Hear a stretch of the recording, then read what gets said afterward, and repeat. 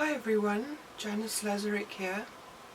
I just want to do a quick recap onto the first two videos that I made in my first little series.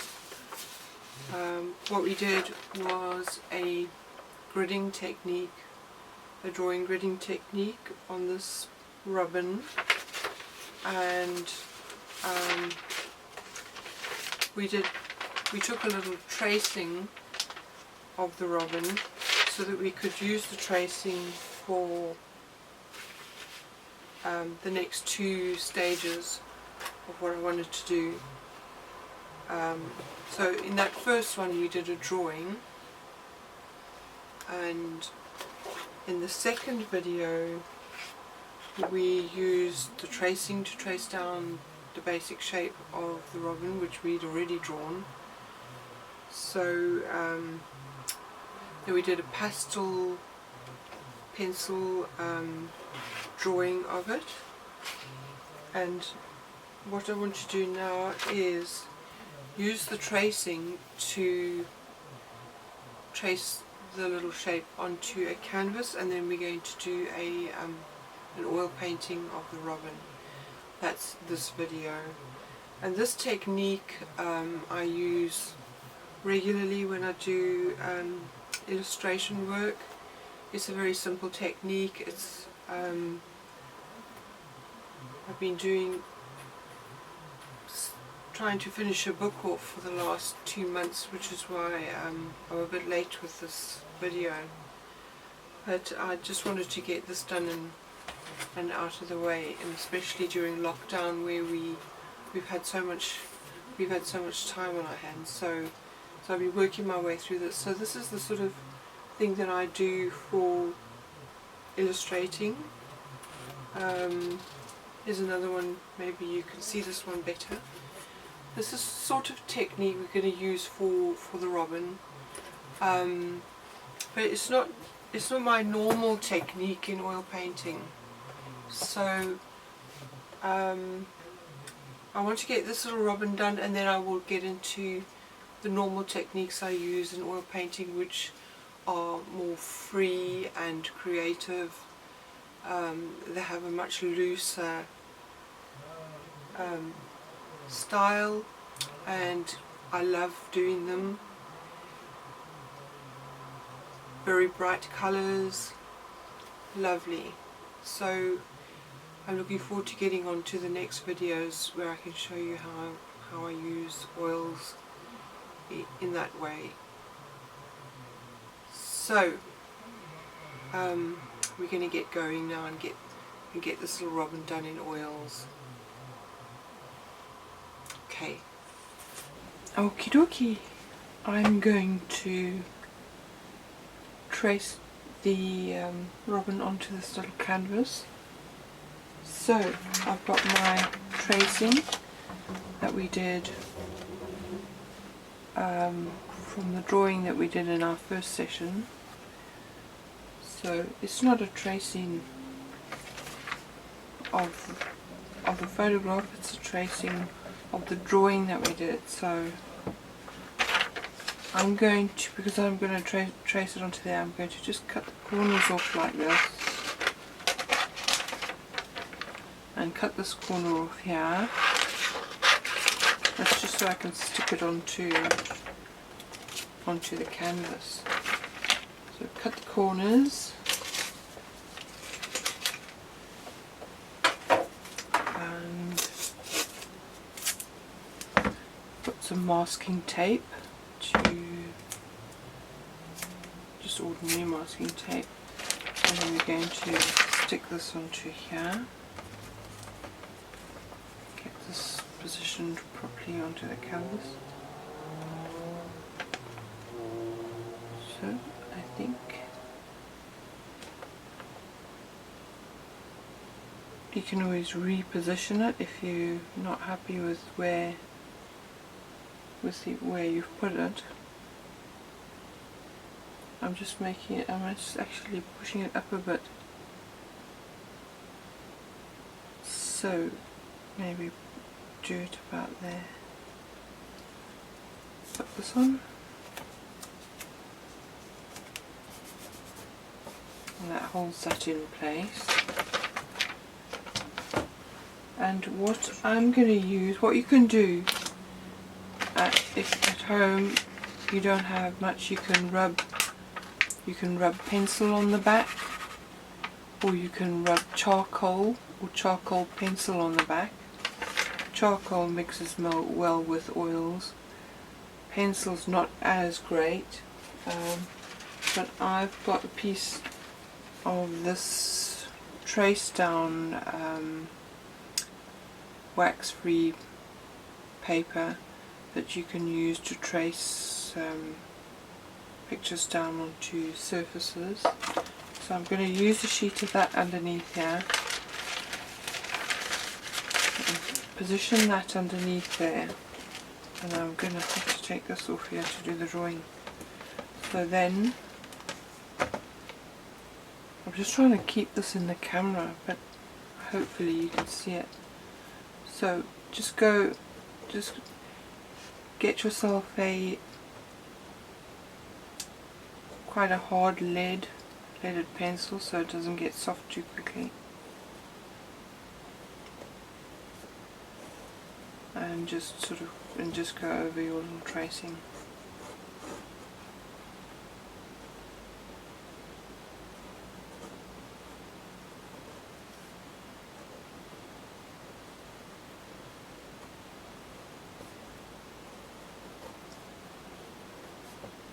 And I'm tracing it onto a canvas board.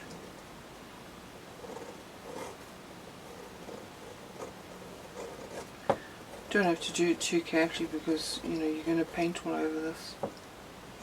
It's just you're just using it because you've already done your drawing all nicely, so you might as well use it. In the other techniques, when I do other techniques, painting on canvas, stretched canvases, I will draw the image onto in a sort of wet in wet style. Draw the image on with a brush and paint. So I won't be using any drawing like this at all. That's my normal style. This is just like a bit of a sort of illustrating style.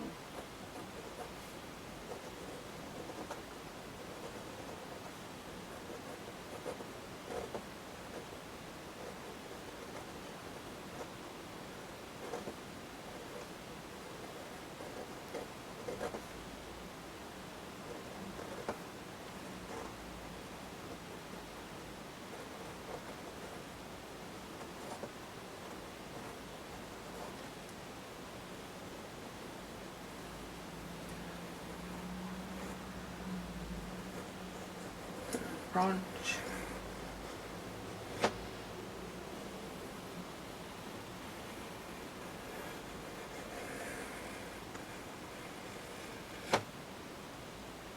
And let's turn this around because I don't think I can draw that way around.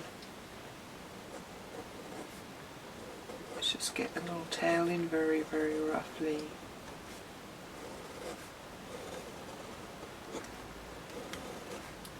So we just got the position of our robin, and let's just have a little look and see if it's on there.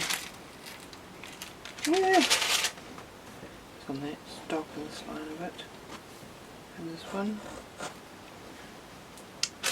We take this out, and let's have a look. Yep, there we go.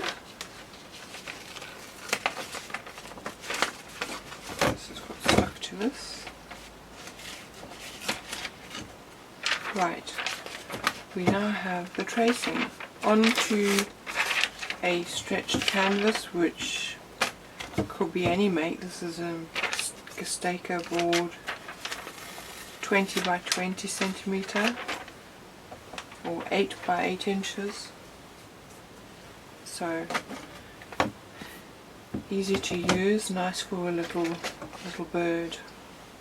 So now we're going to get going with the painting, because we've got image, it's quite light, won't mess the paints up, and you know, you can draw it on with pencil if you like, as I said, or you can put charcoal behind your tracing.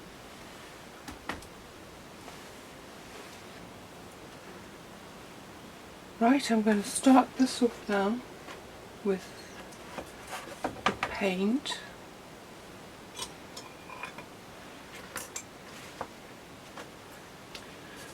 So I've got my paints all set out here, and as I've said before, I always like to have all my colours set out, all the basics that I like. So I'm going to be using, so trying to keep this in the camera.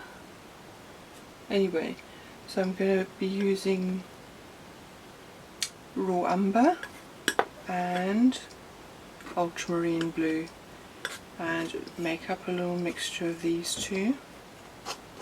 Just mix them together with your palette knife, so it gives you a nice dark, almost like a black. I very seldom use black unless I want to paint something black, and that's hardly the case. I've got linseed oil dripping down here, so I just want to mop that up quickly. These are new tubes, so they've got quite a lot of linseed oil in the top of them. The cerulean blue and the cad red and the yellow ochre are all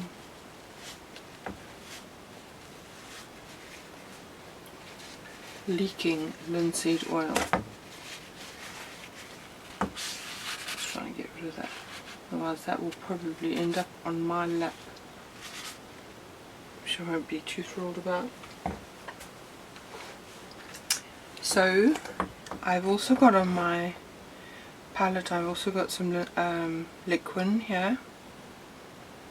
Liquin I'm using as the medium. And I've got taupes as well, which is the Zest taupes. So it doesn't have a smell and it doesn't give you a headache, which is great. So I'm going to mix some of this Liquin in.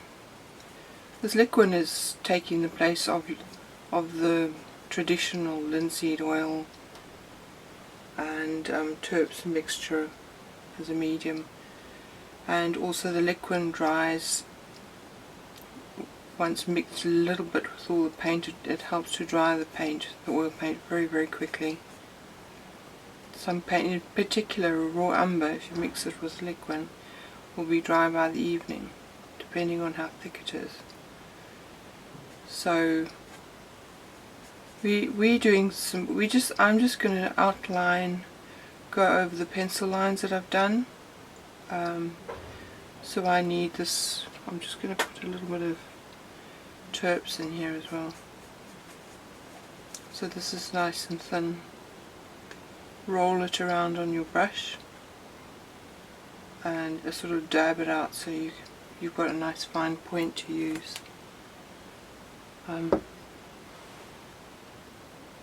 So I think I'm going to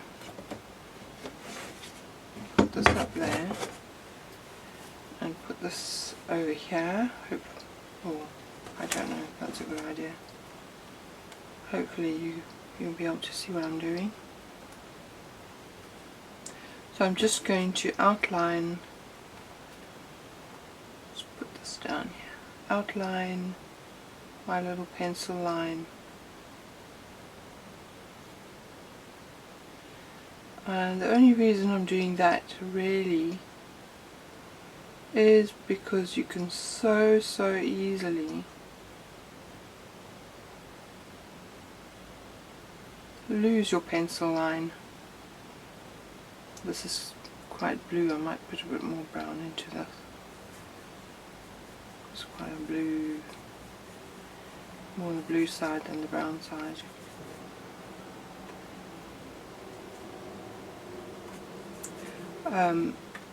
Yeah, I just like to do it quickly. Then you've got your beak in place, and you've got your little eye here.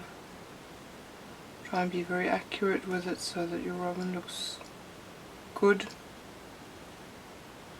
As with everything, the eyes, the beaks and the eyes and the, you know, noses and mouths and all of that in painting are quite crucial, so the rest of it not so much.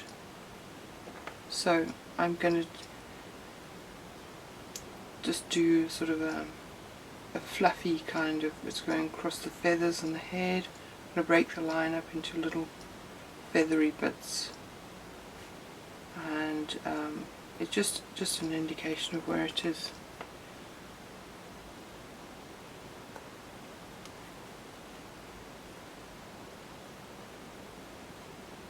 Break the line so it's not just one solid line. This line does not have to be a perfect line.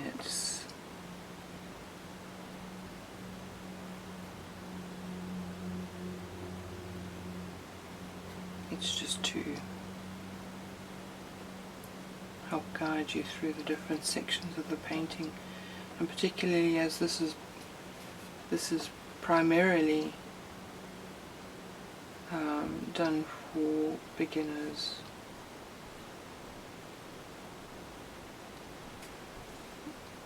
This is a little bit easier, an easier way of retaining your shape, because once this paint starts going on with brushes, very, very easy to lose your way when you're a beginner.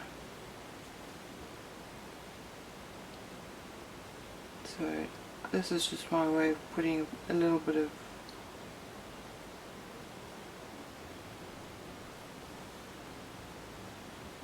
keeping the shapes.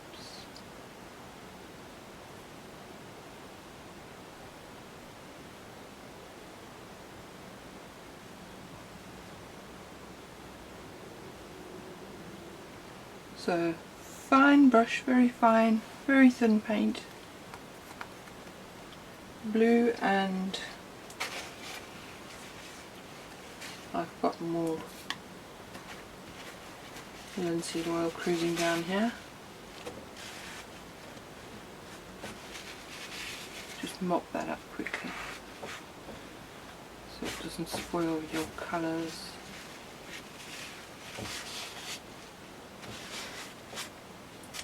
I've always thought that the neater you work with your paints, the easier it is. So try not to make a big mess, because it can become very, very uncontrollable, and you end up with paint everywhere, which is not something I aspire to, having paint everywhere. So control, try and keep things neat and tidy. The little legs here, particularly where we have the little legs, it's quite useful to do the little outline, because you can lose them. I've seen people losing them very, very quickly in the painting, and then it's very hard to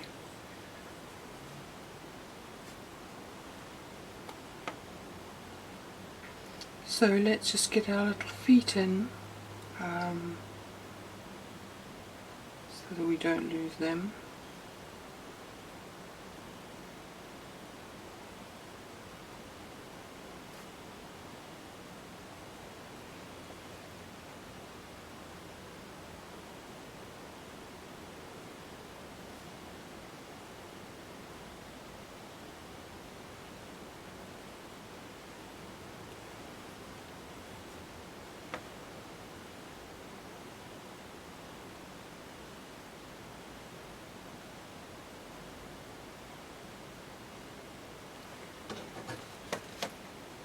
Even when you've traced them out, it's still better to look at the actual photograph and have a look and see how these little feet went.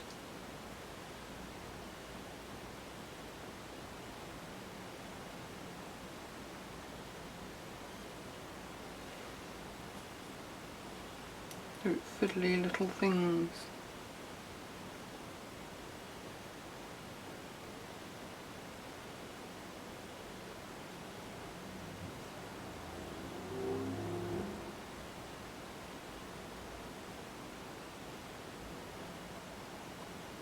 I'm now looking at the photograph because I can't make head or tail of what's going on there. So,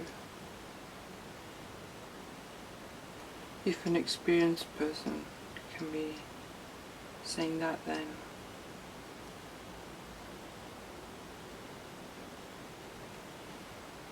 I would say to all beginners, follow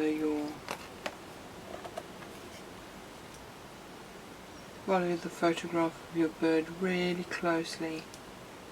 You'll find all the details there and it's all for you to see. You just need to keep looking very, very carefully at your photograph and you'll be able to see what's going on.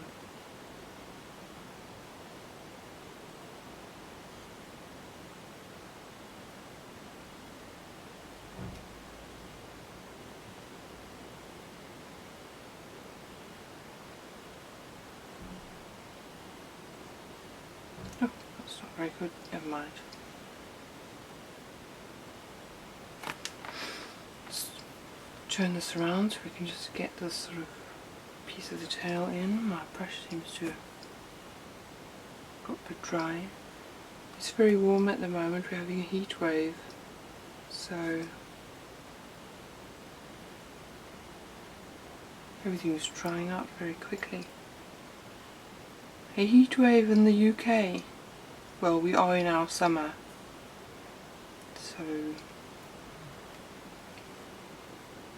we are very grateful to have a heat wave.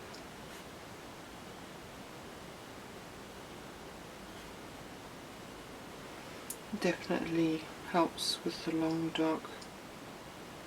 dark cold winters.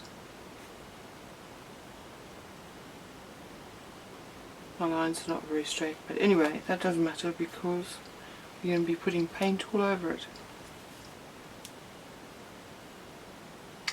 So this is our little branch, which can be quite done from our imaginations. I haven't got branch, so I'm just going to make it up.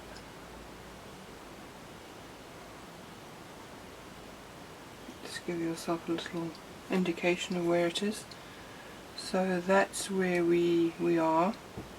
We've got our little shapes in. We've got the red. We've got everything. Let's go.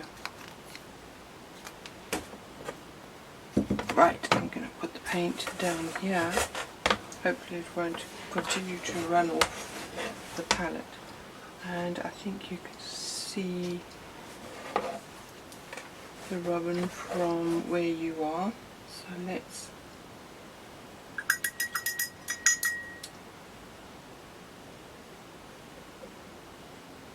actually, what I really want to do first is paint the underneath of the beak in here. Just put some of this black in, this sort of dark, it's a dark grey, very dark grey. Put some of this very dark grey in here. Fill the base of the beak. The top of the beak has a highlight, so, and also I'm just going to put some of this very dark grey in the eye, the bottom sort of 3/4 of the eye. On the top of the eyeball there's a highlight. So we'll just leave that for the time being. So we've got our beak and our eye in position. And now we're going to start. I'm going to use one of these number 2 Jaxhairs. It's a tiny little long flat acrylic brush. It's not. I also use these ones, which are hog hairs, also very small. They've got hog hairs, and we can use them somewhere on the body. But while I'm going to work around the head first, I'm going to use this tiny little long flat acrylic. So we're going to start mixing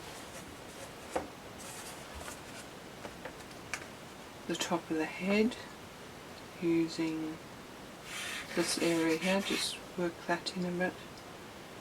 Use a bit of raw umber, a bit of burnt sienna, a bit of raw sienna, and mix those together, some of them, until we need a bit of white as well. I'm just going to put some white on with a palette knife here. Your white can get terribly dirty if you stick your brush in it all the time. I might just take some burnt sienna, put it over there, some raw sienna, some yellow ochre, a bit of cerulean blue,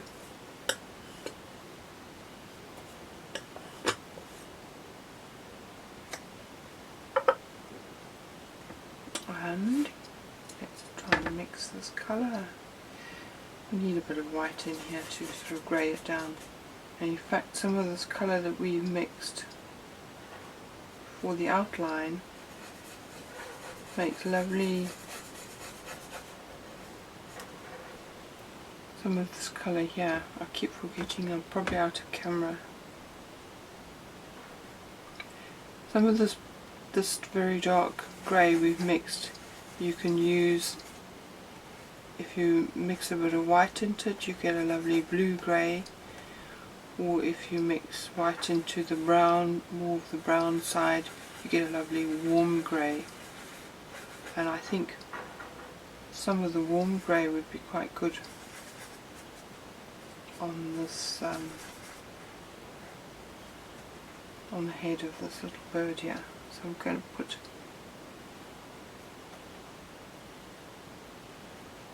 a bit of this warm grey, almost like using it as a shadow colour. Try and paint the direction of your paint in the direction that the feathers grow. Let's put a bit of a lighter colour in between here.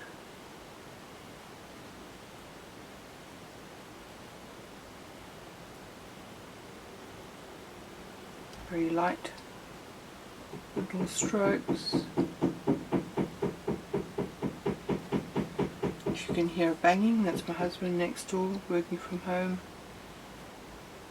and clanging around in the room.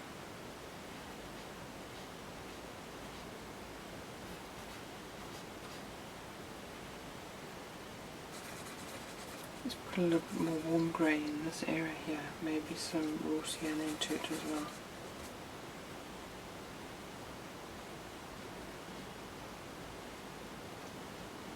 So some warm browny colours, some greys.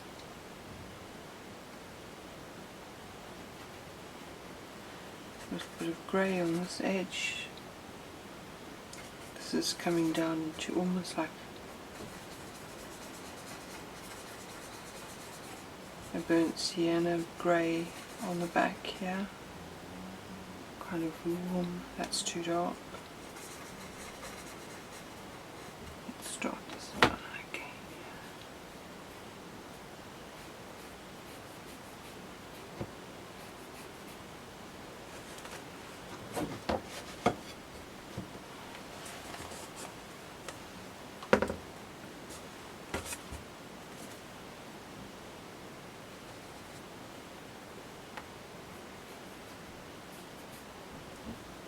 Remember, when you're going around something, it's lighter on the edges. It gives an illusion of being a round body. Try and get that edge all very light. Oh, in fact, this is still very light here.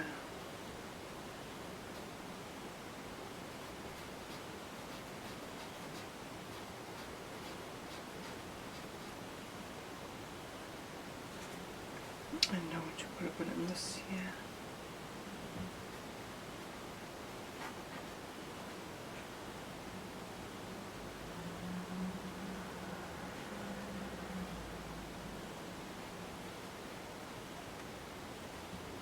Just put a few shadow colours in around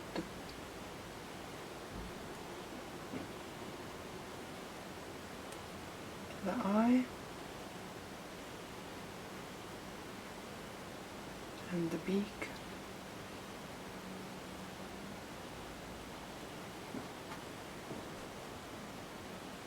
While you've got them mixed, I'm just putting a few shadows in there. Might need to darken them, I'm not sure yet. This area on the breast is going into fairly warm burnt sienna colour. Maybe that's too dark. Maybe that's too red. Put a bit of brown in to grey it down a bit.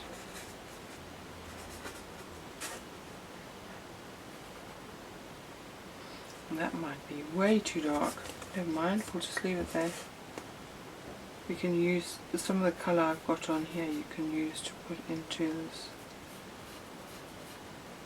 this wing area, which seems to be the right tone.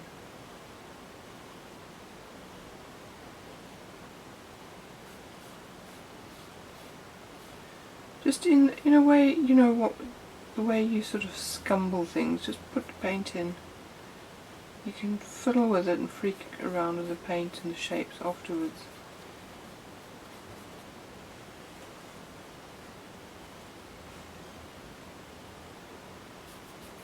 Put the shadow here.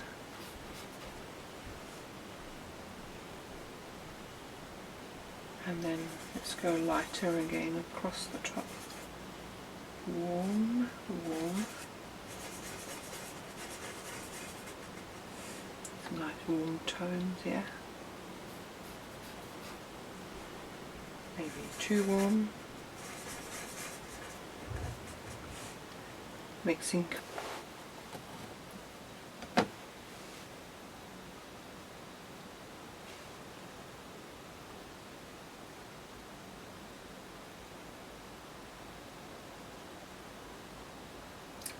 Let's get over to doing the bit of the red breast of the robin.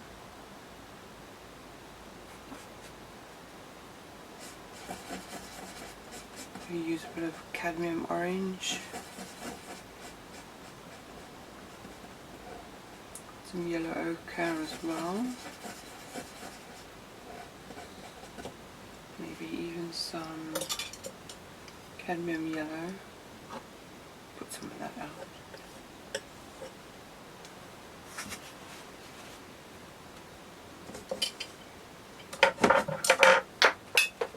Oops. These talking brushes. Anyway.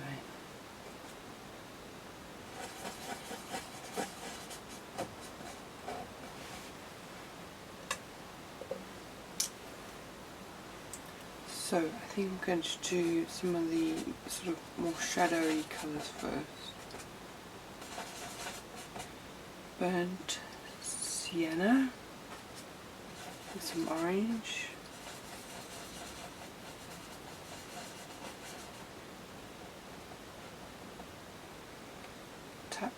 Tap some of the colour off when you've mixed it. Tap some of the colour off so you don't have huge blobs on there. And I think maybe this needs some yellow ochre as well.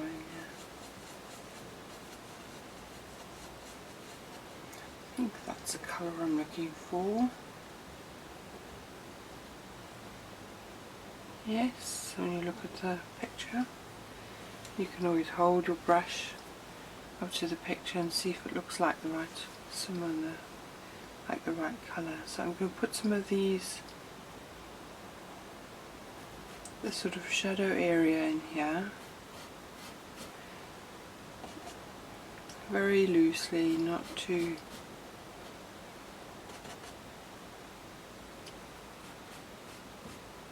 See, that's what happens when you put too much colour on there.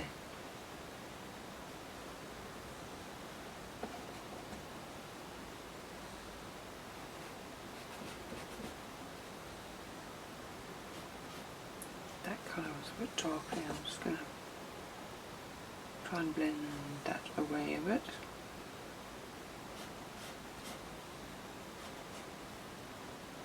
Paint over your little edges that you've drawn in there.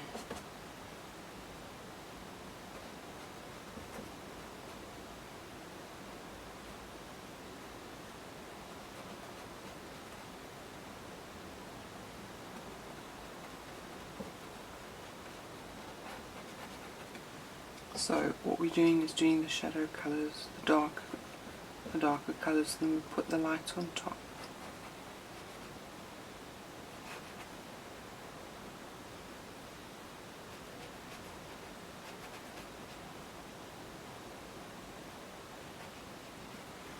The colour I put on there was a little bit too light, so you're always having to readjust your colours.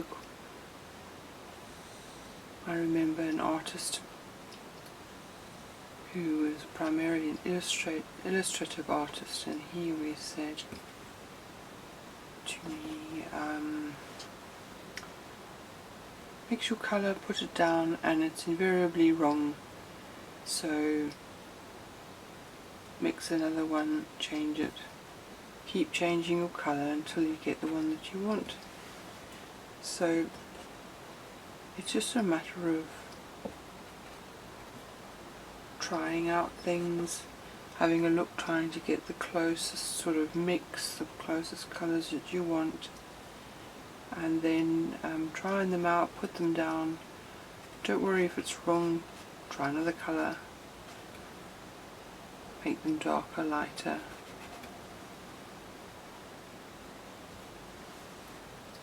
None of us get it perfect all the time. I don't think anybody at all gets it perfect all the time. We might look like we do, but we don't. So I've put some of that colour down. I'm just going to try and put a few of the lighter colours on top. It's quite a light colour on the top of the eye here. So let's just float a little bit of colour around there.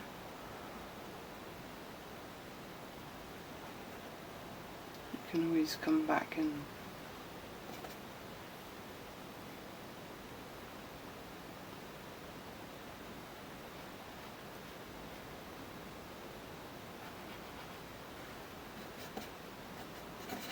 maybe even lighter.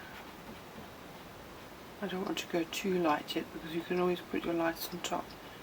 Remember, with oils you're working from dark to light. Oh, that's the theory.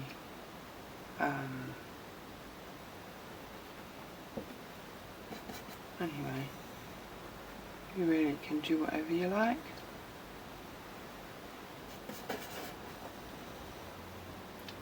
And the whole thing is to keep painting, keep practicing your colour mixing, and the more you do it, the more you learn, the more mistakes you make, the quicker you learn. So it's all about practice. Practice, practice, practice, trial and error. And I'm just going to put some more yellow in here, because it's quite It's quite light down this side here.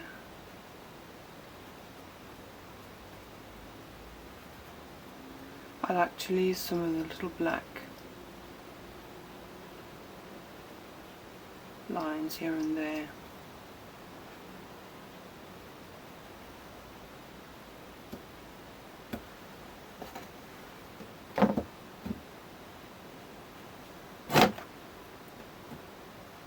And as I said before, try and paint in the direction that the feathers grow.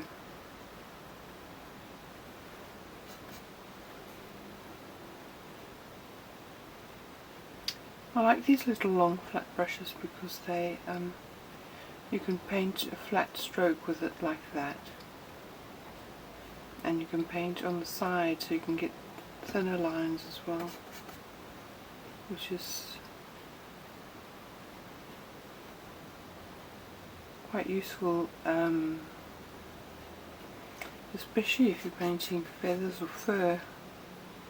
You can get flat quieter bits of paint, and then you can get little choppy lines,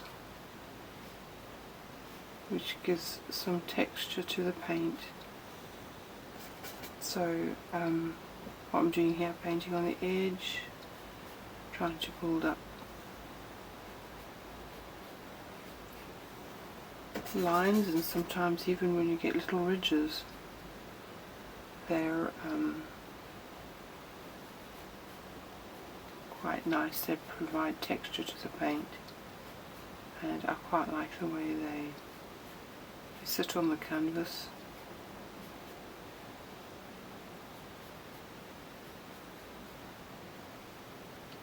I like those little lines that happen.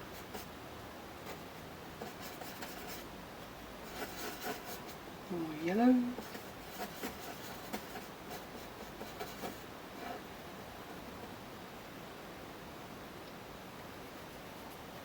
Maybe too much yellow, maybe more orange.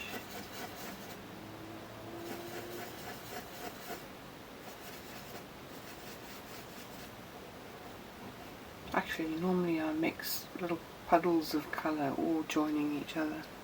Don't know why I made that big mess there. Never mind.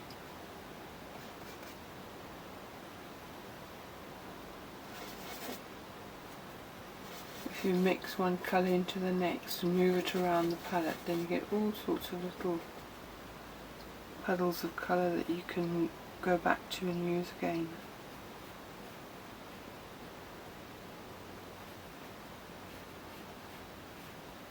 And the whole thing is to mix, look at the picture that you, or the object that you're trying to paint, try and assess what colour you want,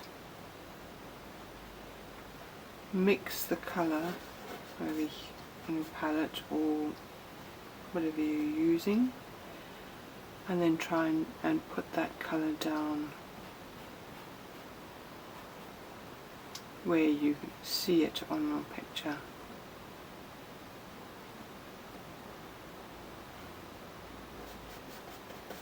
But I don't think it's helpful to mix a huge puddle of orange and a huge puddle of red and then assume that that's going to cover all the areas that you're painting, because they're very, very subtle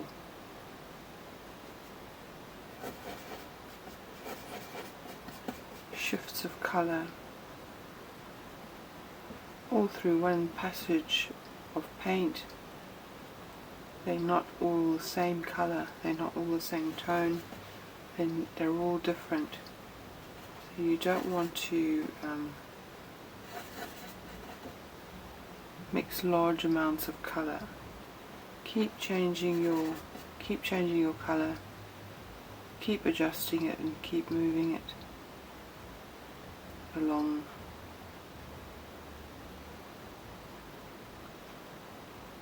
Now I might want to brighten that up a bit. It looks a bit dull, it might need some red in it. Maybe some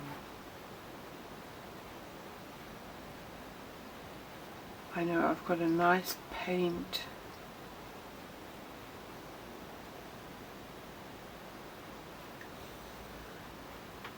At the moment, well, for quite some time I've used these Georgian Rowney, Rowney Georgian paint, and I know they're not the top of the line paints, but I do such a lot of painting that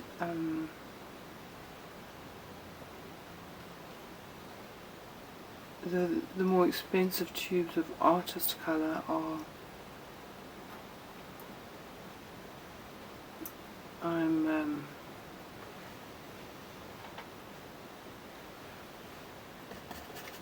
I just don't know, I seem to have a block about it because they're so expensive. I would go through them at an enormous rate, and I just think difficult to spend that sort of money on paint.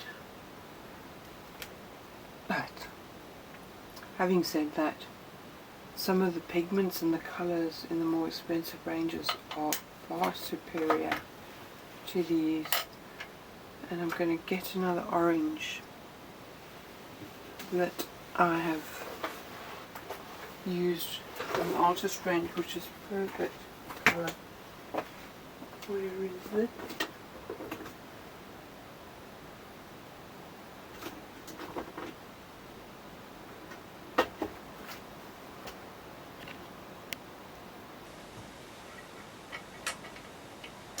So I just went to fetch these two colours, which are Winsor Newton Artist's Oil colour, the very expensive colour, series 4, cadmium yellow and cadmium orange, and they are truly I'll put a little bulb over here. Oh, linseed oil. Linseed oil running out. Do a bit of clean-up management here. Let's see what's coming out of here. So these two are truly absolutely beautiful colours.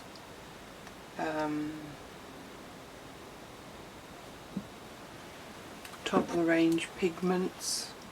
Let's see if this is full of linseed oil as well. I always think it's pretty when the linseed oil comes out because it keeps the paint nice and moist. Anyway, it's probably because I don't use them often enough. And really, I should. I need to get over my fear of using all these very expensive paints.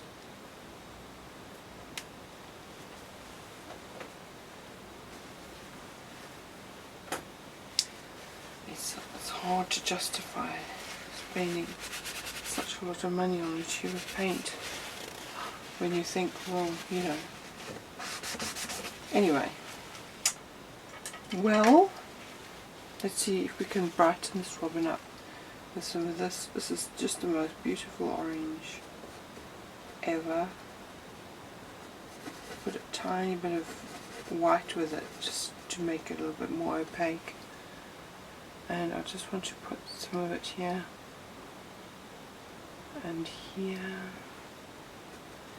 It's just way brighter than the other colours.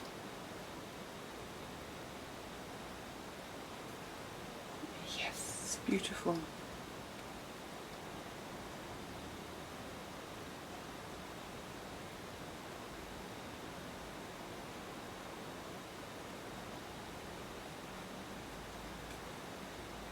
And of course it covers because there's so much more pigment in the tube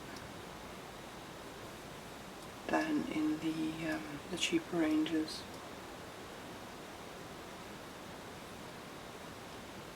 So if you can afford it, I would highly recommend that you use the more expensive ranges of colour. Of course, while you're just learning and while you're just practicing, you know, the student ranges are pretty good, and then you don't feel like you've wasted a lot of money.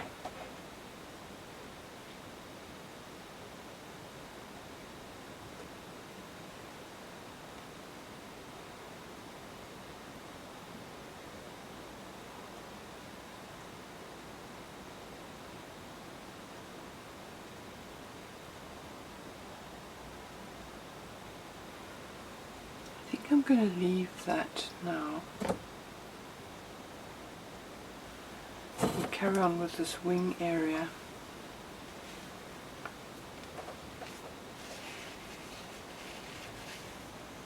When you're changing colours, just wipe the colour off the brush and carry on mixing. You don't need to wash it in terps.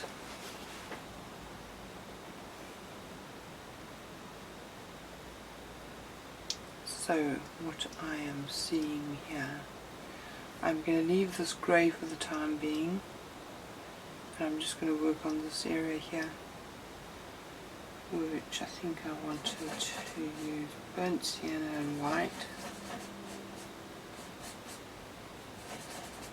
Burnt sienna white, some yellow ochre into that, more yellow ochre.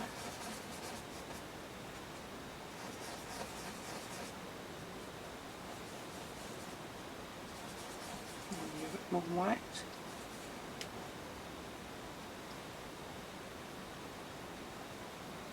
Yeah, let's try that.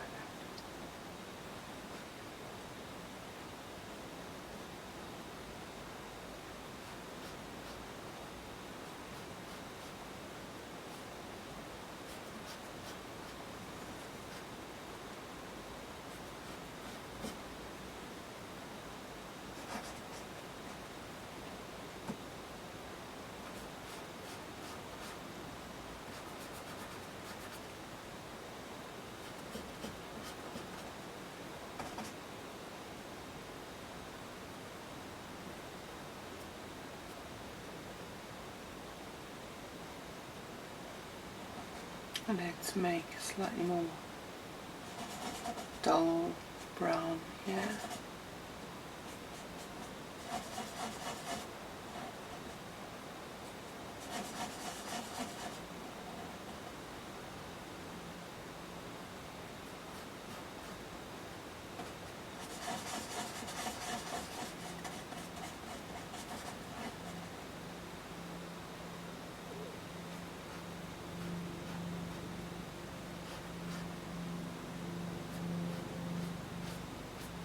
We're working on the wing now.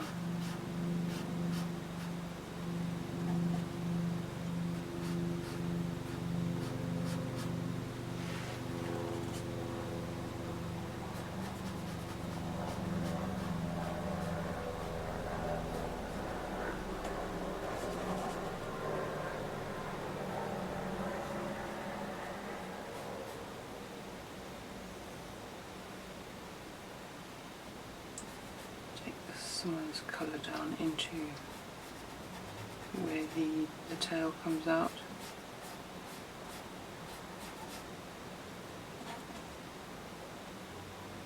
And I'm going to put some bit below this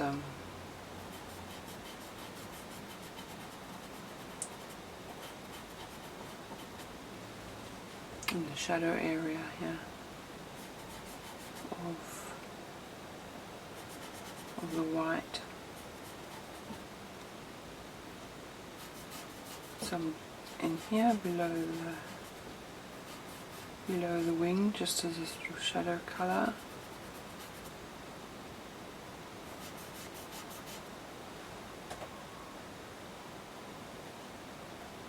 And now this little wing bit here.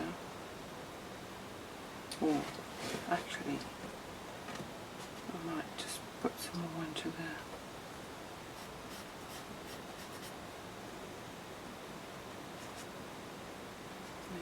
lighter here.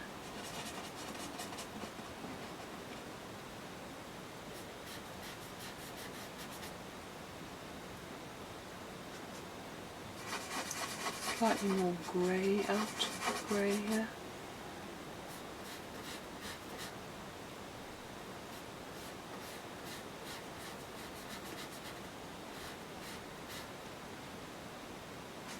And we're just putting the colour in. We can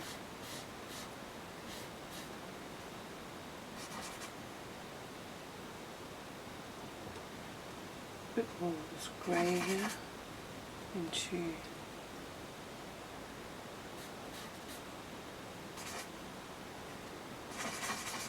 and you know I'm using the mixture that I used from the French ultramarine and the raw umber to make this grey.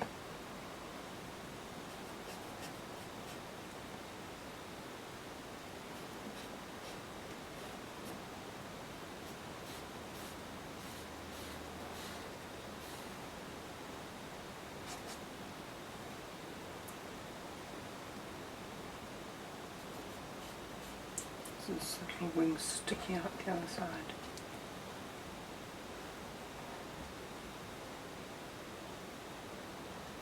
Now to get into this, the feathers.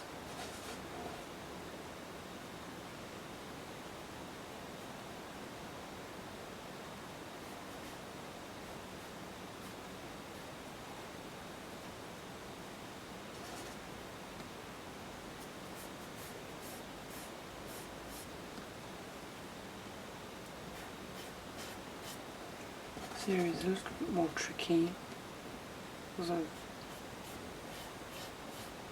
tried to make it look like feathers without having to excuse me, to put too much detail in.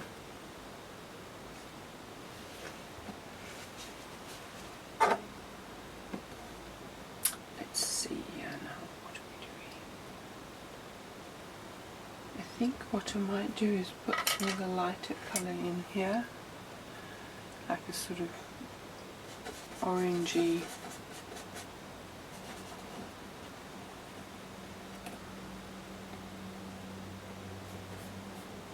colour that you see coming through on the wings, on the feathers here.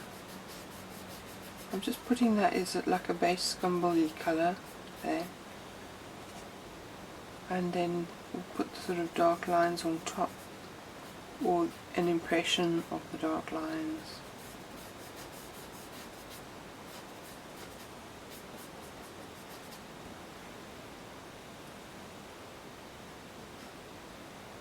Put some of this colour in along here like that.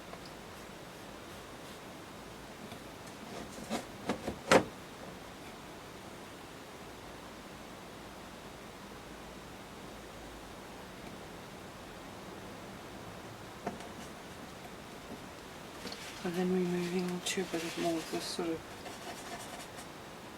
mushroomy, pale mushroomy colour here.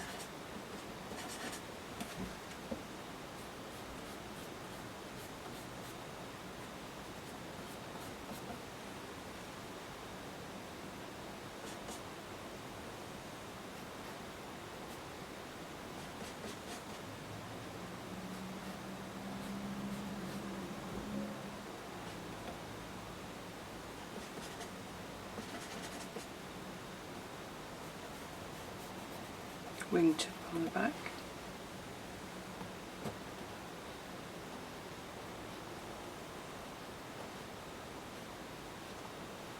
Feathers are coming through from the stomach, from the belly, over here.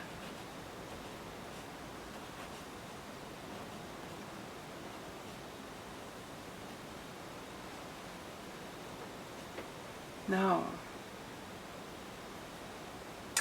these little lines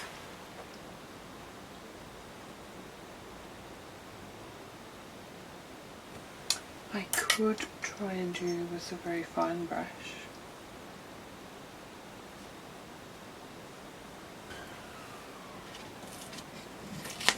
Just going to move this over a little bit.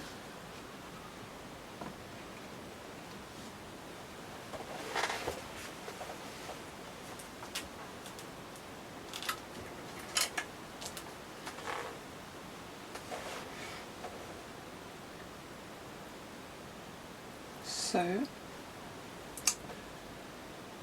I might also just put a few little lines underneath these feathers of the tail feathers.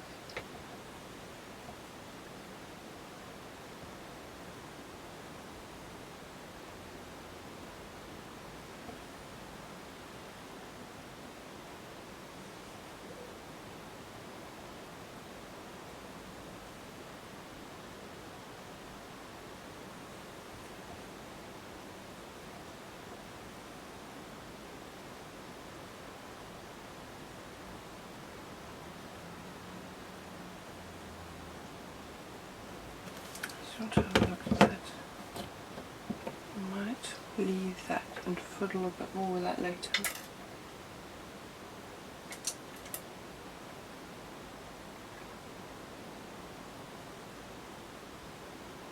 Because what needs to go on that, the top half of the feather is very pale.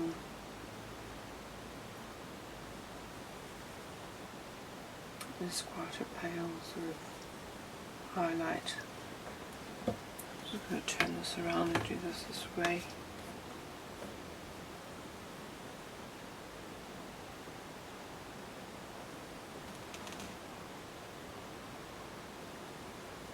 Maybe white, more white.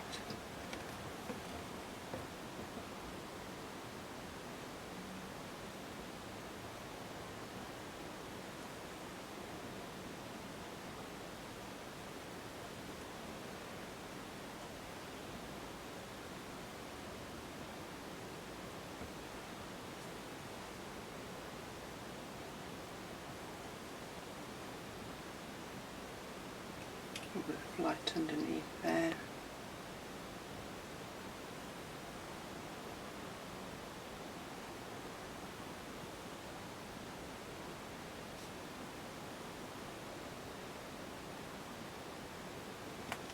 Don't worry about the little black lines that are showing there, because when I put the background in, I'll nudge the paint right up to the edge and get rid of some of those.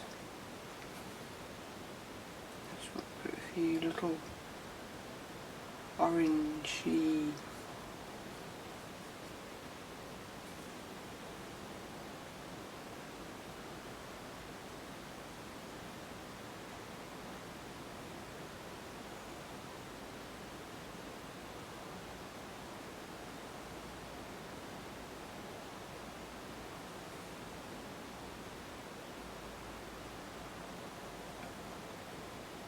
slightly lighter down there on the back of the feather.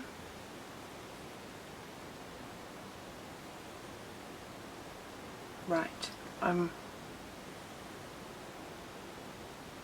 might put a few more here. Just a few more little light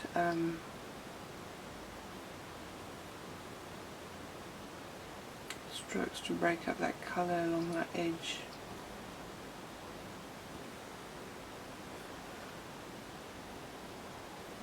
And these little feathers that are at the top here, maybe just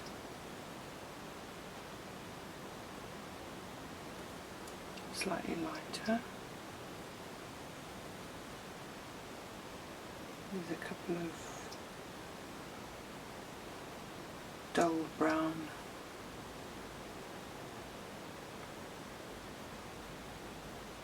highlights we could bring out on those feathers there as well.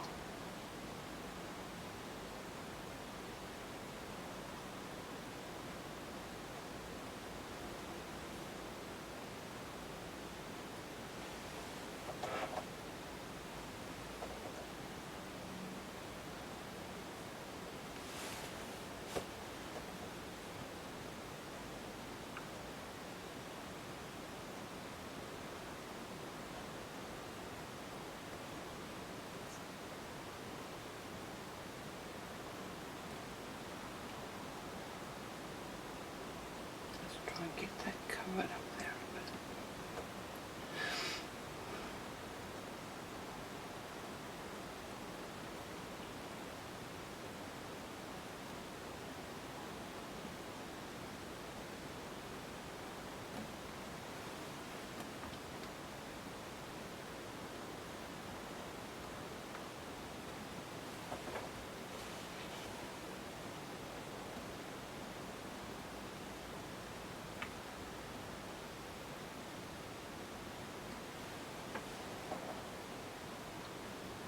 Right, so I'm going to get on to doing this grey and white belly area here. What I first think I'll do is just wipe the brush off.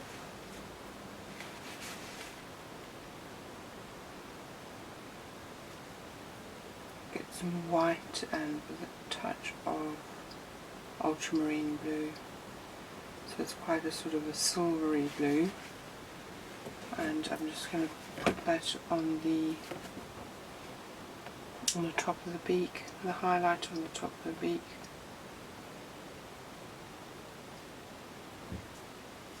Make it a little bit more blue. I might turn this around, do it this way.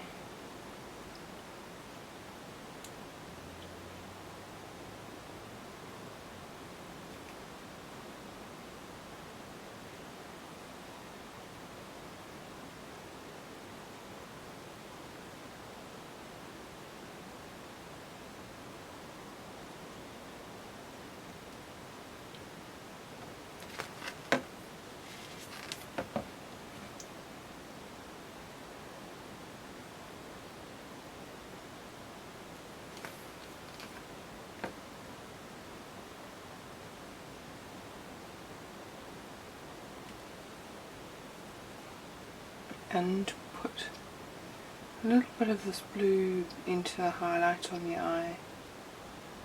The highlights are not always just white.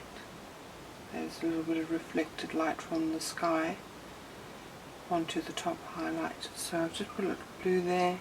I have a little blue there, and I'll leave some white there. And I think what I might do is, while I'm doing that right now, another brush, let's just darken this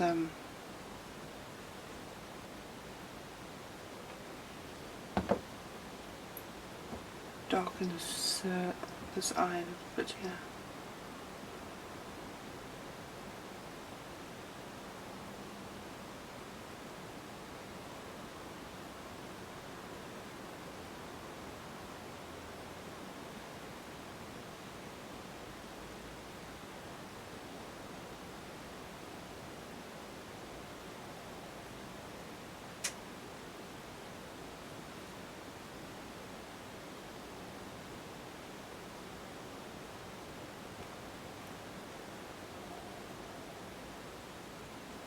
Break the highlight a bit on that edge,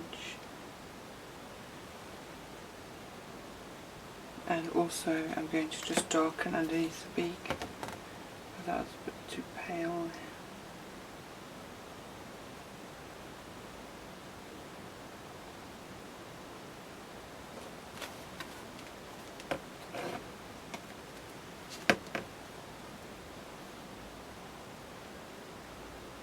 Break this line up a bit underneath. The beak is going into the feathers, so there's a bit of a broken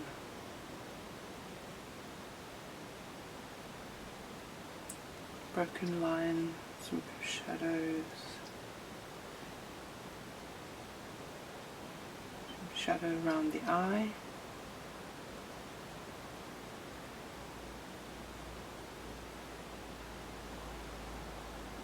Might need some of a bit more of a pale colour breaking into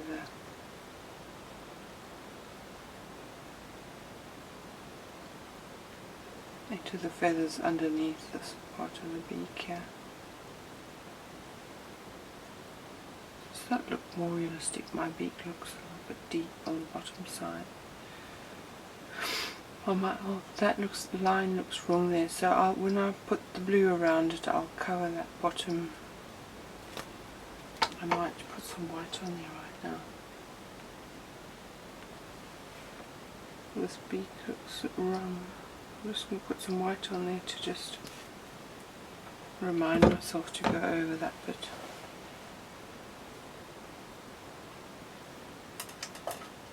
So, where are we?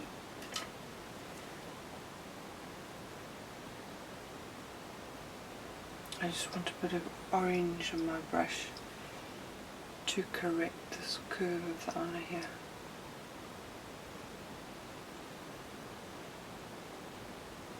It's like rounded on top and a deep oval at the bottom. Now it looks like it needs more.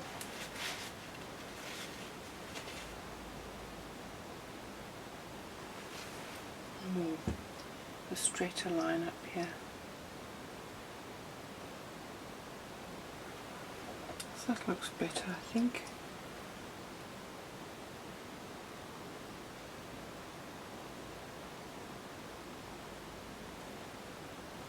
Paint's a bit wet here. Maybe a shadow or two there. Right, let's get on to doing put a few little lines in the feathers here.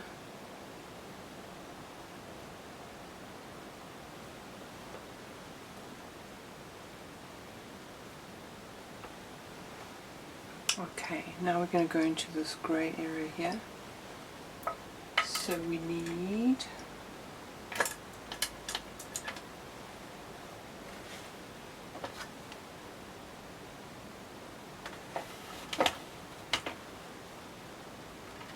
I might take another one of these clean brushes. Leave these here. Right. Let's go into this.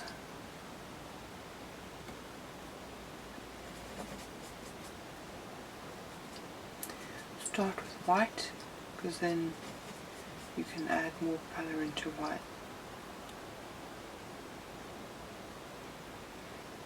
A bit of this grey in here, a bit of the brown. More blue. It's sort of like a blue-grey, isn't it?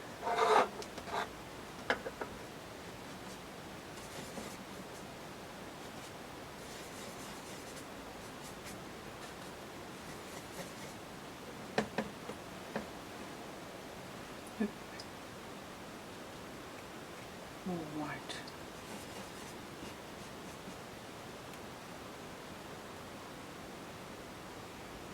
So just jump in and do it.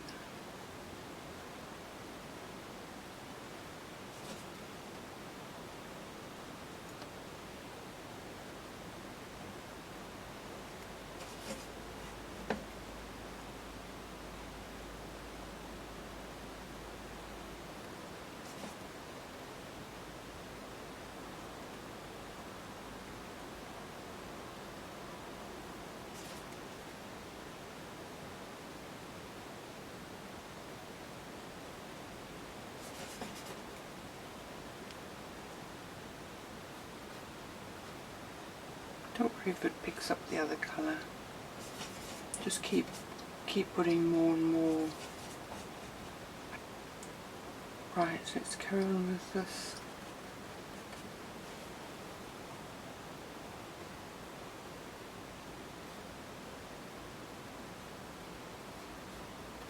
Trying to get some of this white in here.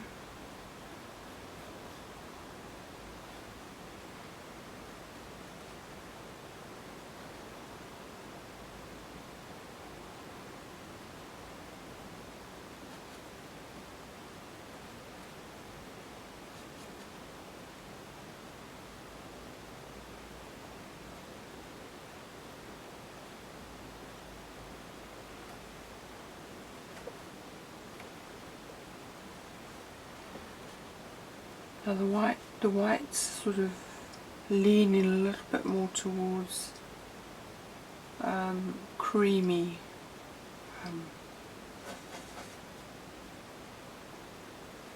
So I'm going to mix a little bit of yellow ochre in now.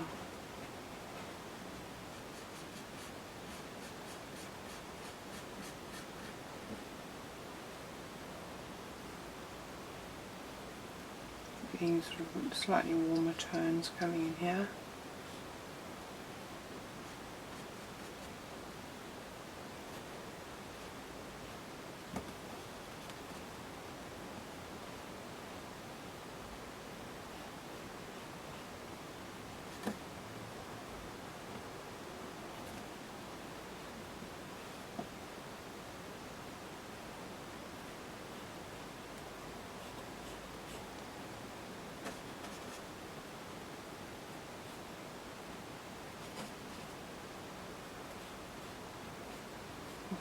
Greys in here,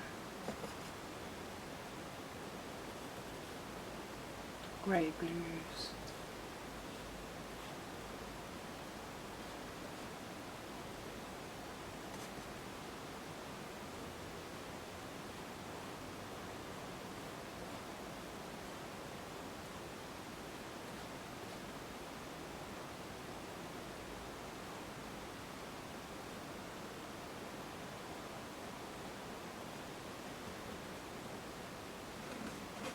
and then back to the, maybe I should do this, wipe this off, back to the yellow ochre whites, which yellow ochre makes a nice, yellow ochre white makes a nice cream. So I've put some slightly shadowy colours in there, and I'm going to put these white and creams over them and into the dark, move that colour into it and over it, and that's how you blend two colours together. Don't scrub it around and don't mess it. Just try and put your colour down cleanly.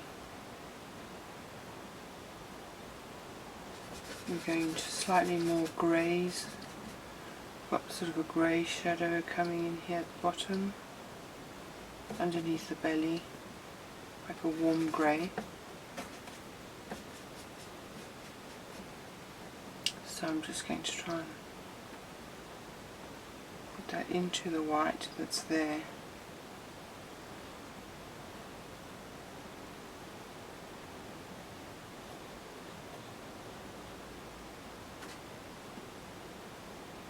Little feathers coming underneath here, and then into this some warm. Let's get this colour off here. Put some yellow ochre and white into these little feathers at the back. They're coming back into the tail area.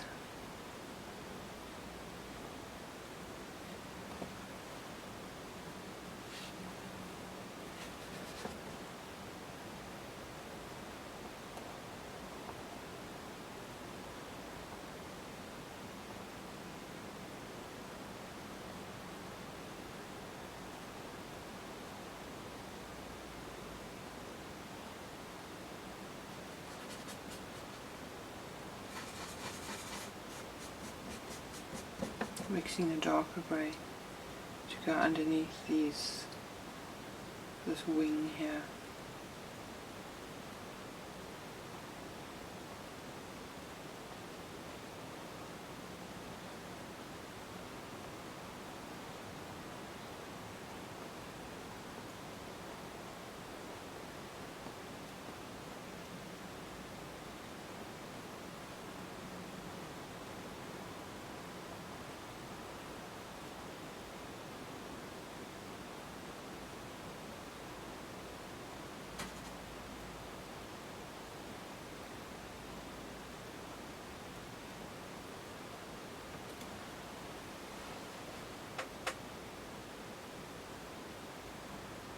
So what I think I'll do now, what I like doing is, here's the other brush,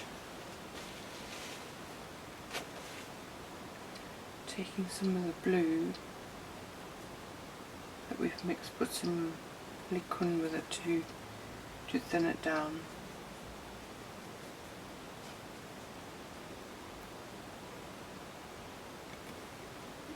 And I'm going to use this brush to just do some little lines.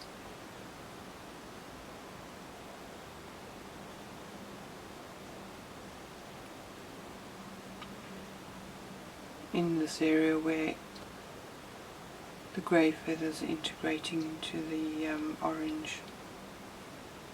So I'm going to integrate it with a few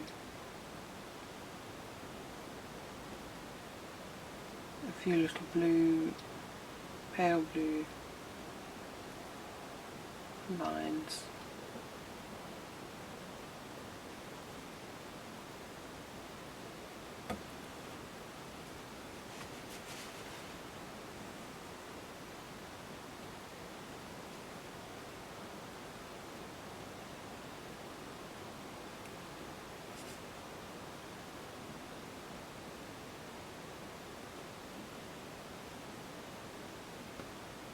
And particularly here I wanted to put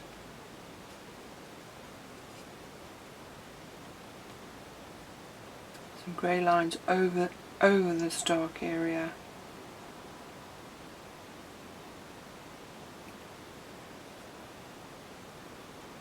So you put the dark area in first, then put your light colour grey lines over it. Some of these lines are going, these feathers are going in different directions, so change the direction of your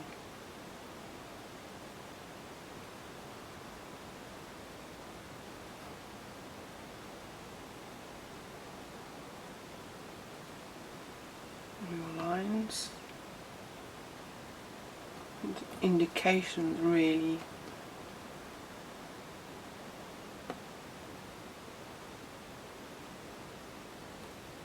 Just really indications of feathers. Right, that's my way of doing.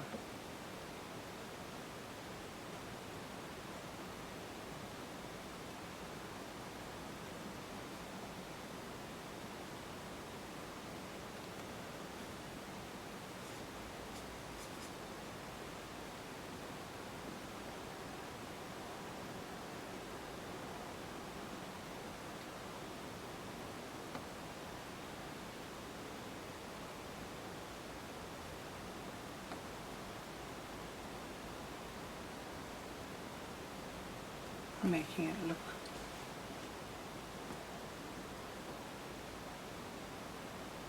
when you're doing these little lines, I think you can get too enthusiastic and do too many. Less is more, in my humble opinion.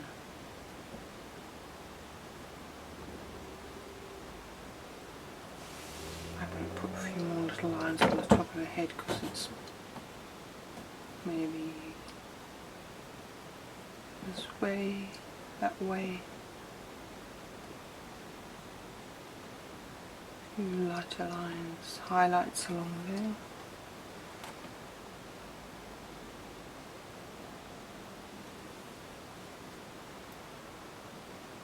Yes, so don't go overboard.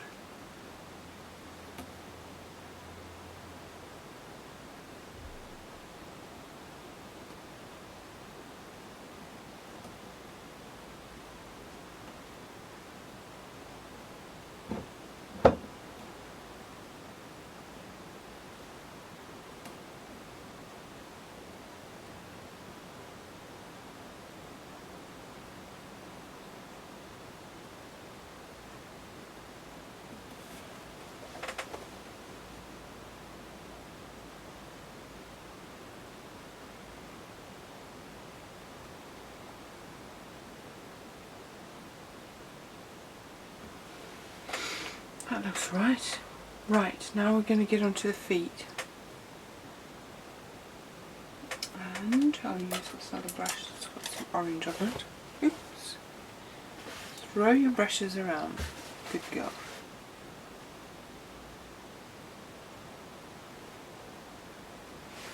So now we're looking at colour which is actually looks like burnt sienna and white with perhaps some red in it. Red and white makes a nice pink.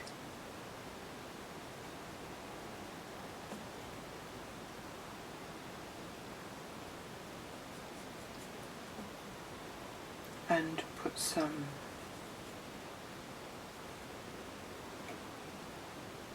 maybe even more, dull it down a bit, maybe put some brown in it to dull it.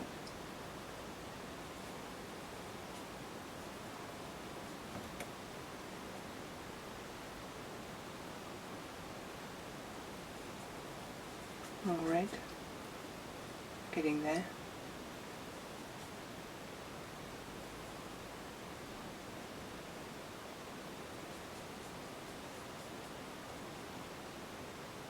This is the boring bit, watching this. Anyway,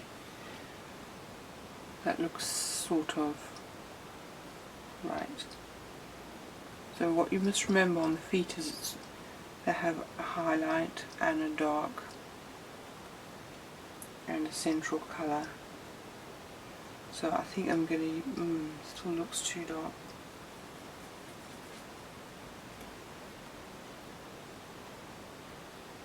I'm going to use this, you know, classically things have a highlight colour, shadow colour and a true colour. So I'm just going to put down a bit of this colour and then a highlight and a shadow on there. Try and follow your little feet. Not particularly easy on a little bird like this.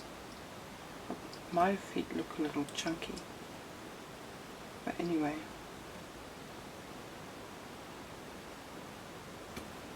I'll try and slim them down a bit.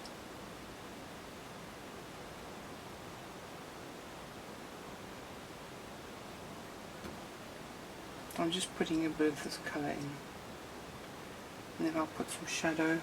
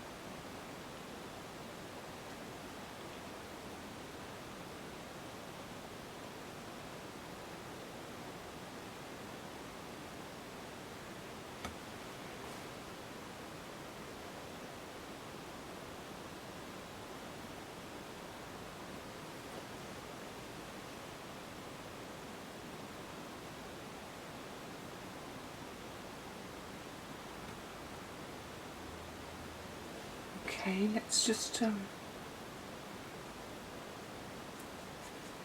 darken these little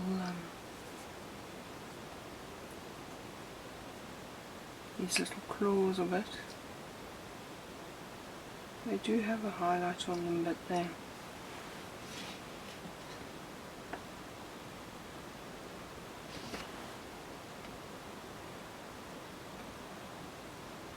not that much. Try not to use all the highlights.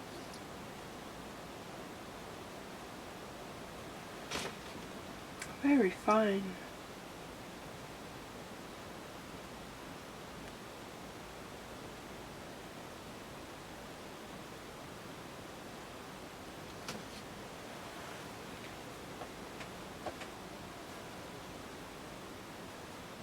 think I'll put the highlight back on them. They look a bit.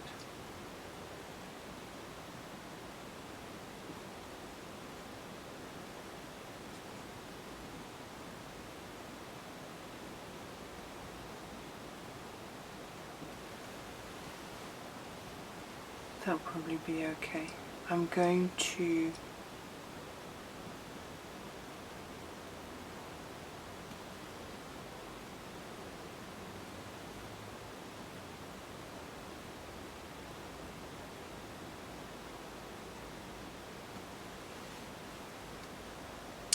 do the branch now. Oh yes, I just want to lighten this a bit.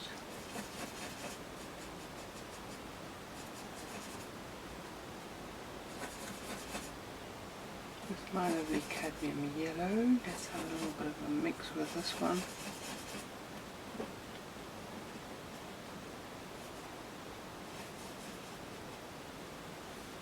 I just want to lighten this bit here.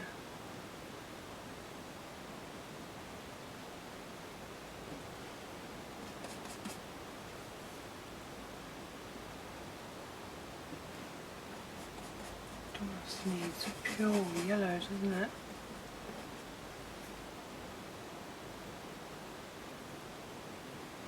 There you go, that's better. Pure yellow.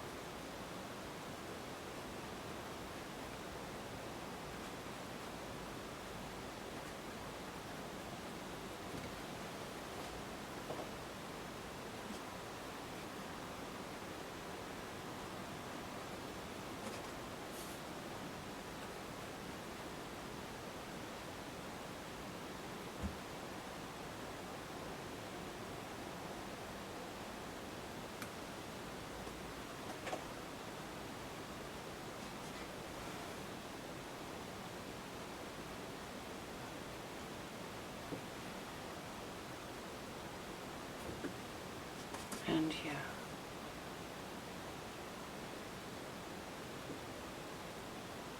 And maybe jump onto line there. Okay, that looks a bit better, slightly lighter. Right, the branch is an imaginary branch, so I'm just going to take this paint off a little brush. Imaginary. So I'm going to use raw umber, burnt sienna and white, yellow ochre, maybe raw sienna. I did a branch here already, which is this one, so I'm probably going to do something similar. Let's see, try and get it.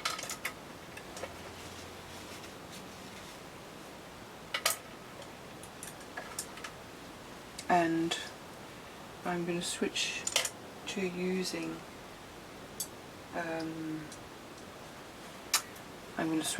one of these little hog hair brushes, long flat.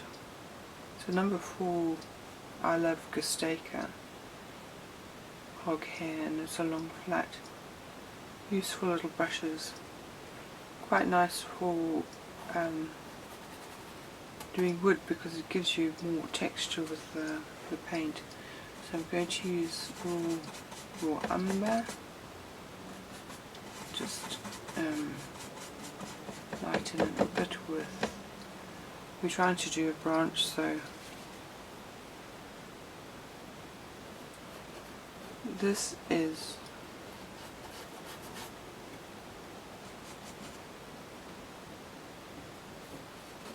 a branch, so it is pretty much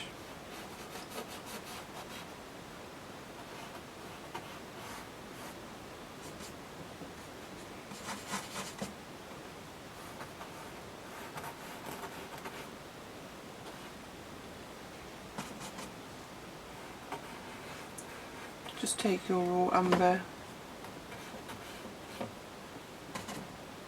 and do a kind of a little rough. You can put some, it's wood, it's a branch, so you can put some little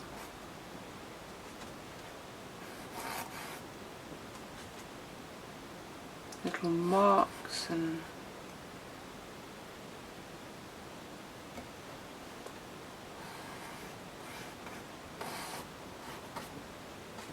maybe some shadows from the claws.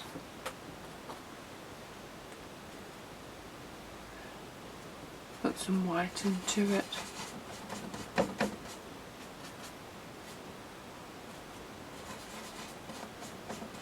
Raw umber is such a useful colour. It gives you a nice pale lighter. Gives you a nice pale neutral sort of brown. Kind of a cool brown.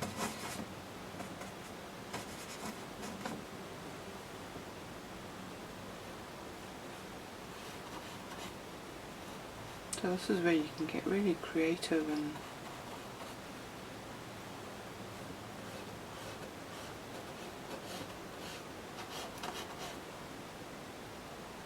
put some. I'll tidy this up around these feet a bit in a minute.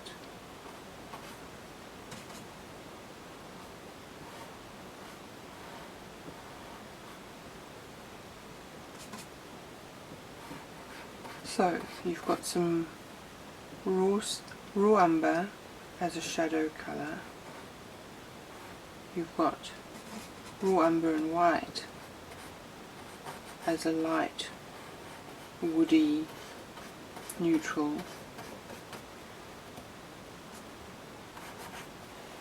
And are we going to add a little bit of raw yellow ochre to that?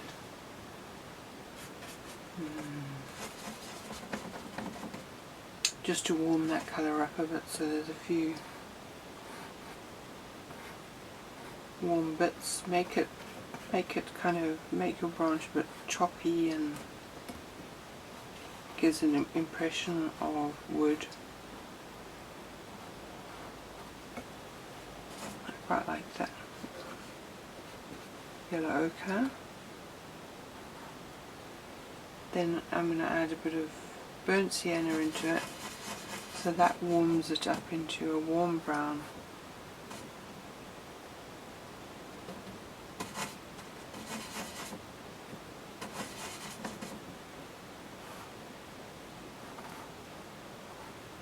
Choppy little strokes of make it look like wood.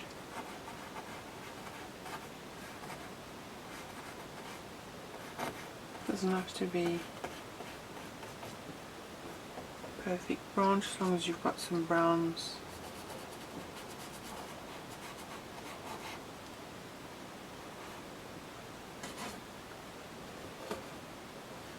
There you've got your burnt sienna colour in there. Maybe put a few more raw umber. A few more raw umber lines in here and there, just to look like bark. And what I want to do around this the feet area is, we've got these delicate little feet. And if you just put a sort of a bit of shadow in there under the bird.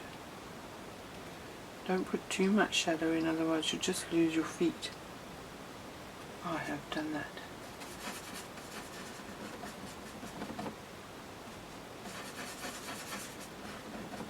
So I've taken my very thin little brush, nudge the paint up to the feet. Try not to overwork it.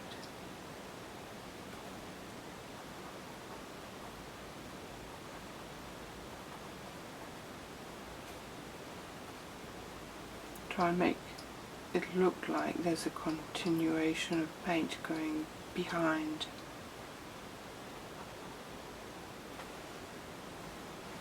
the feet.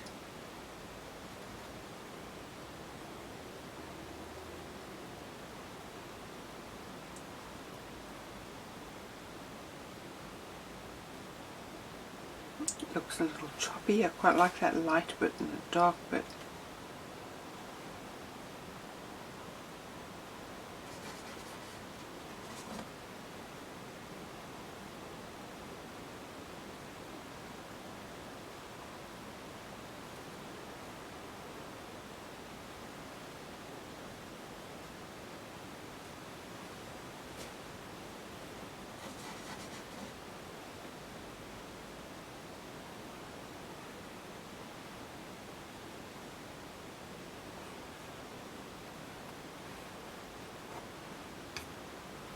There you go, I'm kind of happy with that. Let's leave that. Less is more. Put the paint down, don't mess with it too much. Put it down, see what happens. Put the next colour down, see what happens with the process. If you need to go back in and just your claws back in, then you can do that afterwards if you've gone over them. Right, that looks reasonably okay. So now I'm going to do the background. That's the fun part. Well, the whole thing is the fun part, but the background is where you can play around with the colour.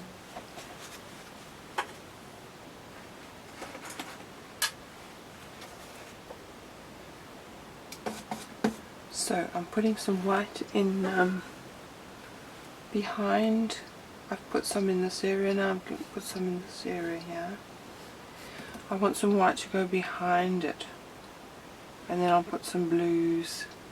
So it's fairly like, you know, putting clouds in. But I just want to make sure I get some nice white in here. It won't stay white because I'm going to mix some of the blue in around it. But that's just a way of, as I said, keeping some very light areas whitish. And maybe put some there, maybe down into this corner here.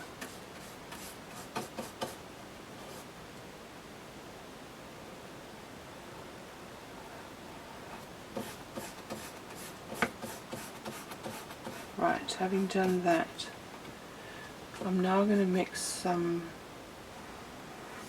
cerulean blue and ultramarine blue with white.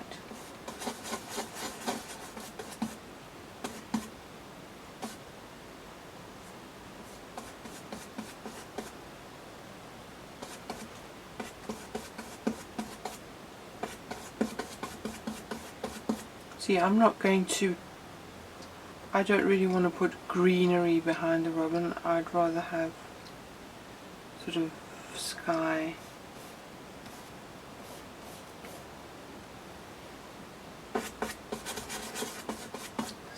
blue.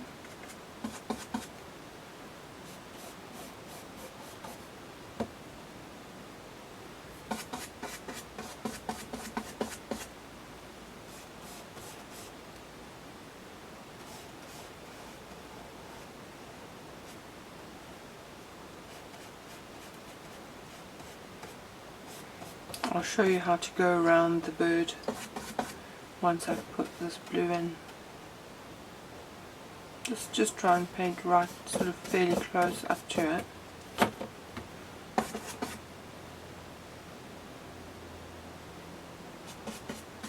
Darken this blue right here in the top.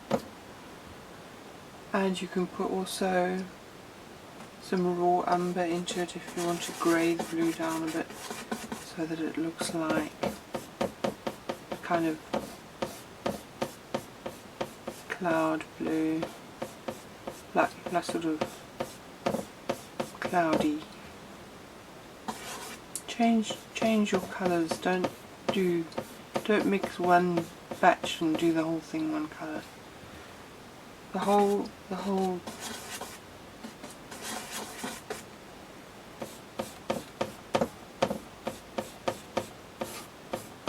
joy of it is mixing the colour and putting it down. And this is really random. It's not thought out. The background is, I'm going into sort of like a warm grey cloudy colour here, and I'm hitting the white area that I've put on there, so that helps me to blend the two together. So along this edge, bring your warm grey cloudy colour into the white, and you can bring the white into you can take the white out and into the grey, and that way you get a sort of a nice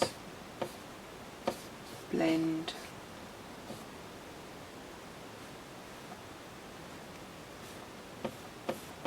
Got some white on the brush, so there's a bit of white in there.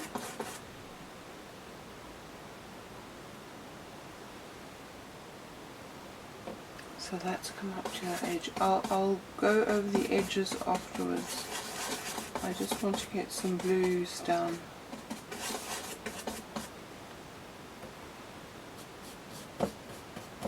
Quite nice dark blue up here in this corner.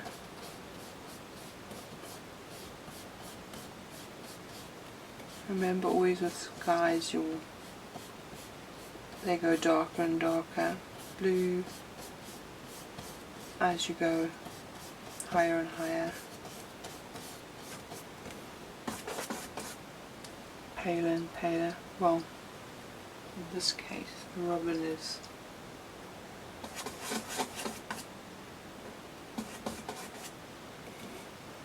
such a tiny little thing.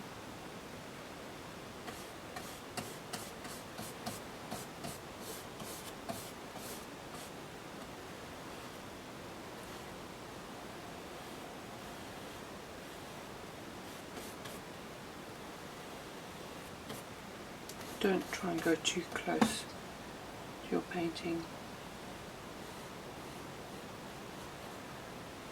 I'll show you in a bit how to do that. Just try and get the colour around it.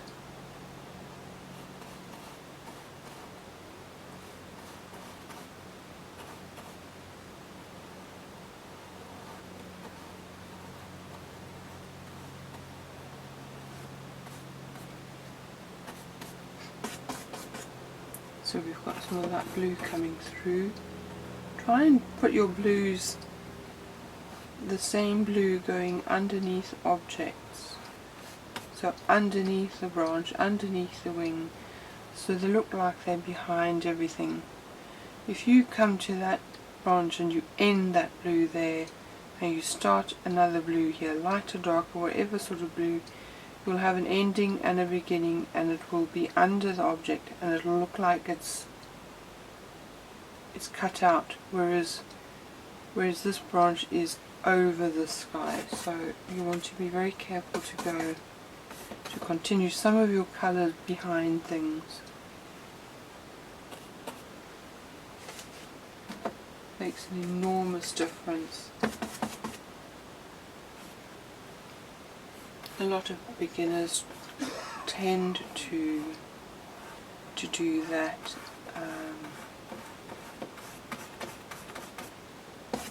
So I urge you to try and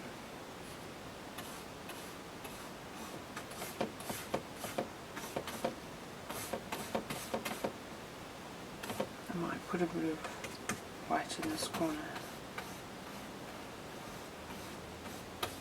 lighten the blue. As I said, try and change your blues a bit. So let's put some cerulean in here. Where did we get to with this white? I like seeing the brush strokes, so I don't like my transitions being too even. White.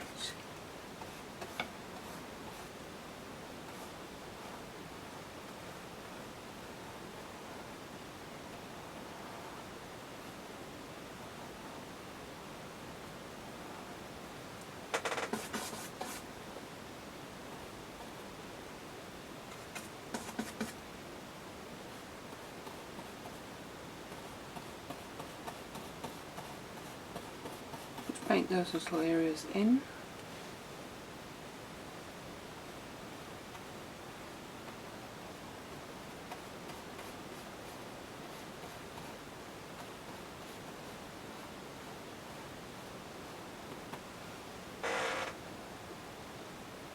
And some more white. Let's try and get some of these transitions going here. Put some white on your brush, go over these.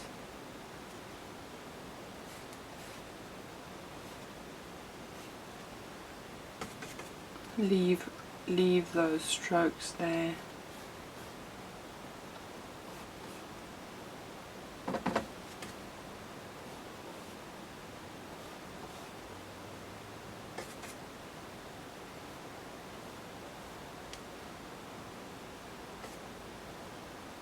Go into this transition here. Put some white up from the white into the blue.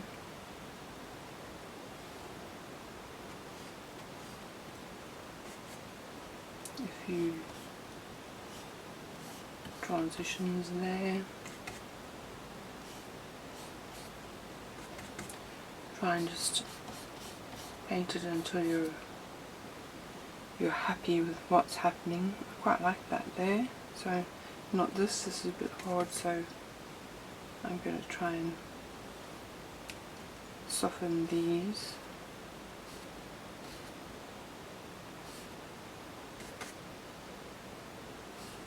A lot of these are very random.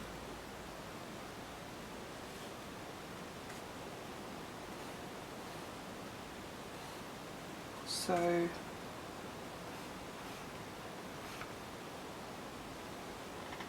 yeah, I quite like that. I'm going to leave that now, and then I'll just show you what to do with the edges quickly. I think I'll use one of these. So I'm just going to put some white on my brush, so I've got something on there. And I'm going to hold this up, which is, I don't know, I'm going to get paint on me, but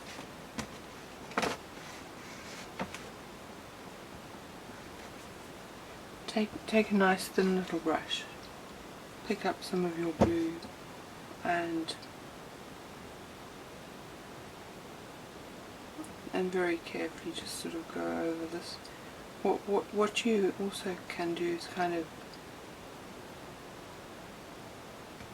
tidy up edges that are untidy with this little brush, and you can also push the paint. I don't know if you've seen this. You can push the paint that's there, that's wet. You can push it up to the edge to push it into the painted edge there.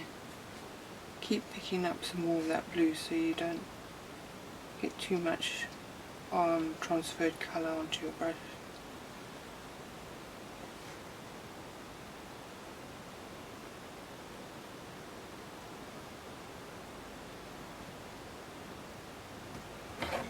I know it's probably easier to paint the background first and then to paint the robin on top.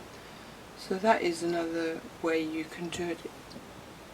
you don't have to do it this way.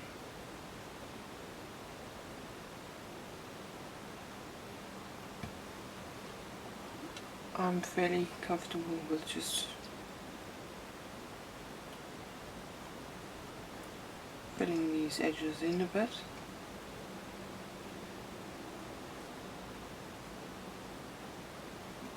I'm touching them up.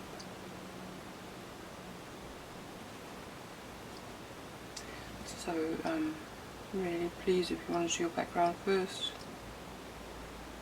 do a nice lively sky and cloud and change your blues, and then trace your robin on when that's dry. Trace your robin on top and then paint it in. It's really up to you.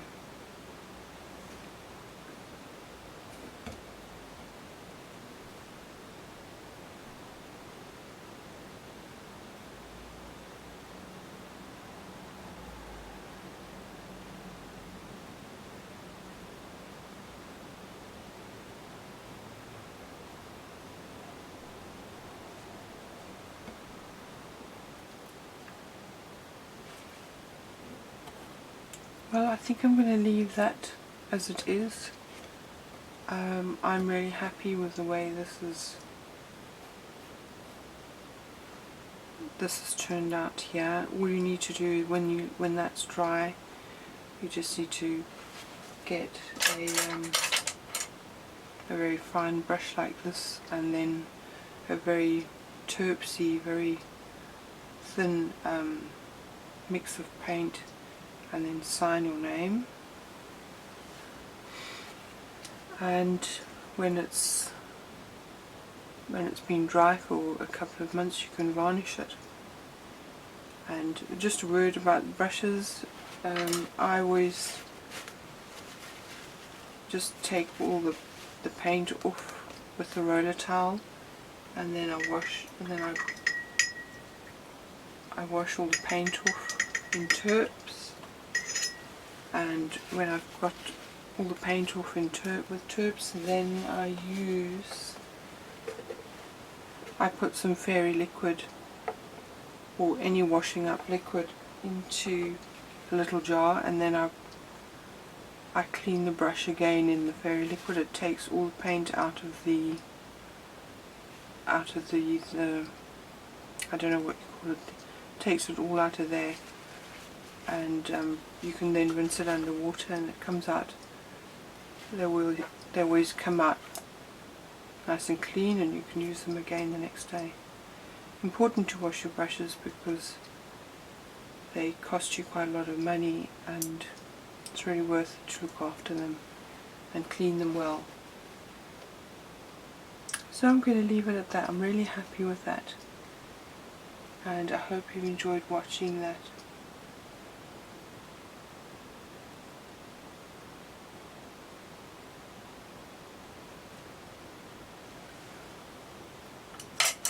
Let's see if I can turn it around and just show you in the camera.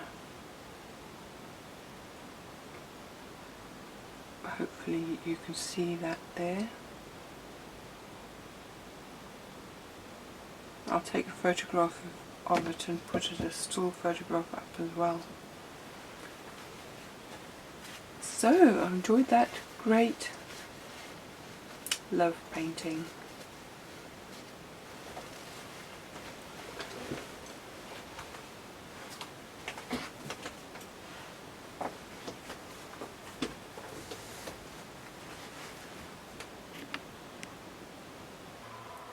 Well, thank you for watching. I enjoy doing that. If you'd like to see more of my work, you can see it on my website www.janicelazarich.com, or on my Facebook page, Janice Lazzarich Art.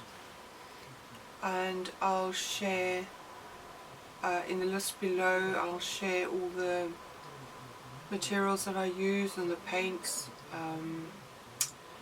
and any other websites that I'm involved in that you might like to have a look at. So please leave a comment or like this video if you've liked it, or subscribe if you want to see any more painting videos from myself. Thanks very much for watching. Bye bye for now.